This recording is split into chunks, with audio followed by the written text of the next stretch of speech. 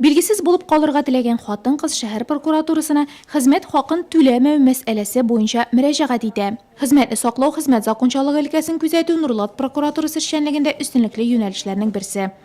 В 2018 году 2018 елда прокуратурага 380 кеше мөрәҗәгать итте. 69 мөрәҗәгать урынлы дип табылды. Алар буенча тикшерү үткәрелде. 35 җитәкче дисциплинар административ җаваплылыкка тартылды. Судка исклар җибәрелде, алар ирекле рәвештә үтәлде. Гражданнарның хезмәт хокуклары якланды. 35 руководителей.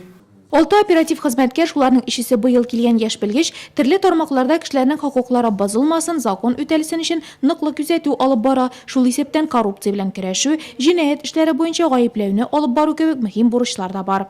Выявлено 66 нарушений. 66 хокук бозу очрагы теркәлде, 57 гариза ясалды, 82 вазифа биләүче зат дисциплинар җаваплылыкка тартылды. Моннан тыш коррупция белән көрәшү юнәлешендә быел 7 җинаять эше кузгатылды. Барысы да судка җибәрелеп, гаепләнүчеләр җинаять җаваплылыгына тартылды. В этом году 115 хокук бозу очрагы экстремистлык һәм террорчылык күренешләре белән көрәшүдә узган ел статистикасы шундый. из них в сфере противодействия экстремизму. Экстремистлык эшчәнлеге өлкәсендә 4, терроризм белән көрәшүдә 85 хокук бозу очрагы теркәлде. Тагы 26-сы милләт ара мөнәсәбәтләргә карый. Хәзерге вакытта бу эшләр буенча гаризалар канәгатьләндерелде, хокук бозулар юк ителде.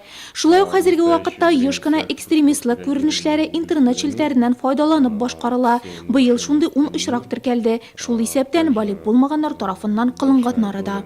Экстремистских правонарушений. Быел физик мөмкинлекләре шикләнгәннәр өчен каралган уңайлыкларга, аларны тернәкләндерү чаралары белән тәэмин итүгә аерым игътибар бирергә уйлыйлар. В прошлом году была выделена Узган елны начар күрүче шундый бер кешегә җитәкләп йөрүче эт бирелде. Ягъни без судка иск җибәрдек. Судта ул канәгатьләндерелде һәм инвалид кешегә эт бирергә мәҗбүр ителде. Хәзер ул аңа бик ярдәм итә. Быел шәһәр прокуратурасы тарафыннан физик мөмкинлекләре шикләнгәннәр өчен каралган уңайлы мөхитка зур игътибар биреләчәк. собака помогает. 12 гыйнварда Россиядә прокуратура хезмәте оешуга 297 ел булды.